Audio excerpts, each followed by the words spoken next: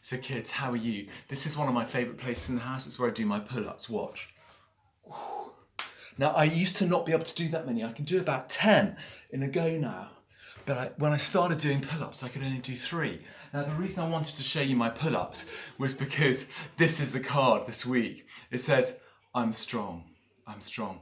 And the card says, think strong, confident thoughts, and your body will feel strong and confident. And it's really, really important, that how we think about ourselves. And actually, if we think strong, confident thoughts, however difficult things are, however weak we might feel inside, actually, we can be strong. You're stronger than you think. And the best way to get stronger in situations where you're being pushed around by someone who's bigger than you, where you may be feeling disorientated and confused, or where you just feel really discouraged because you can never get things right, the way to get stronger is to keep thinking strong thoughts. History is full of people who've just exercised, who've carried on thinking those really strong thoughts, and they've done incredible things. But one of the problems is when we meet a situation or a person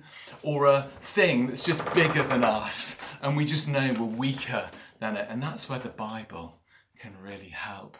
Because the Bible's full of people who thought not that they were strong, but that God was strong. And God is stronger than anything or anyone. That's what Daniel found. We were doing a series in Daniel in our church. You can see it online. And Daniel was in Babylon. His whole country had been turned upside down by the Babylonian army. They'd kicked the whole nation around. They'd taken them into exile. They all felt very weak. And in the middle of that, Daniel had a vision. He literally saw Jesus 500 years, kids, before he was on this earth. It was almost like God was saying, you feel kicked around, you feel weak, but the whole of history is in my hands. And I'm going to send someone to earth who's just going to sort everyone out. And he's going to do it by not kicking people around and being mean to them. He's going to show them how strong love really is. With God, we can do anything.